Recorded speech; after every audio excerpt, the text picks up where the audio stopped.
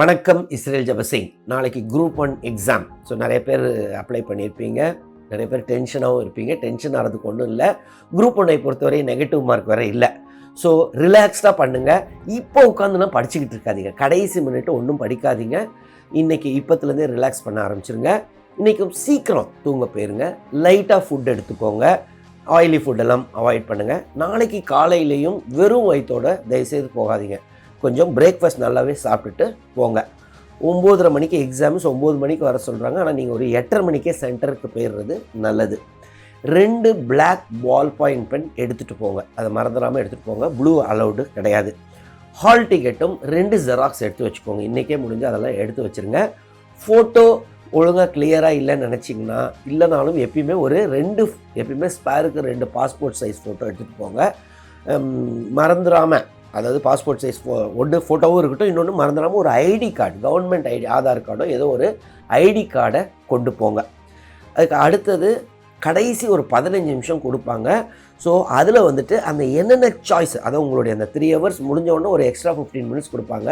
என்னென்ன சாய்ஸை பண்ணியிருக்கீங்க, அதை நீங்கள் தப்பாக பண்ணிட்டீங்கன்னா இது எல்லாம் மாறிடும்.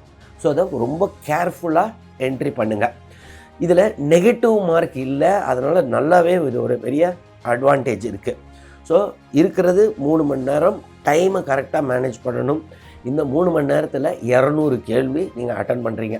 ஸோ இந்த 200 கேள்வி கரெக்டாக அப்போ பீரியாடிக்காக ½ அன் ஹவருக்கு எவ்வளோ பண்ணணும். ஸோ 1.5 மணி நேரத்தில் நீங்கள் 100 கேள்வியை முடிச்சிருக்கணும்.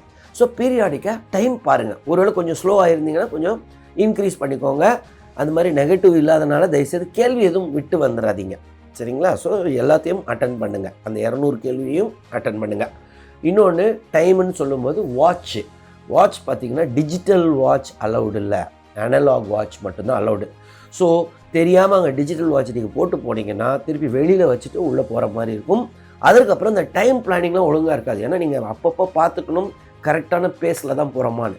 ஏன்னா 180 நிமிஷத்தில் 200 கேள்வி அட்டன் பண்ணணும். ஸோ அப்பப்போ 1 நிமிஷத்துக்கும் கம்மி ஒரு கேள்விக்கு. ஸோ அப்பப்போ டைம் பார்த்துக்கிறது நல்லது. ஸோ அதை வாட்ச்சு, அனலாக் வாட்ச் தான் அலௌடு, மறந்துடாதீங்க. நல்லா எக்ஸாம் பண்ணுங்கள். So all the best.